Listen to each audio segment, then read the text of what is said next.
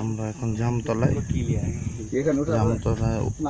Katka watch টাওয়ারে, জামতলায় না, watch tower থেকে আমি ভিডিওটি করছি। আমরা একটু আগে সত্যি সত্যি বাঘ দেখে নিয়েছি। আমাদের আরও গেস্ট যারা নিজেরাই বাঘ দেখছে তারা এখানে আছে। দেখি ম্যাডাম একটু দেখান। ইনিও বাঘটা দেখছে ফার্স্ট টাইম মনে হয় না।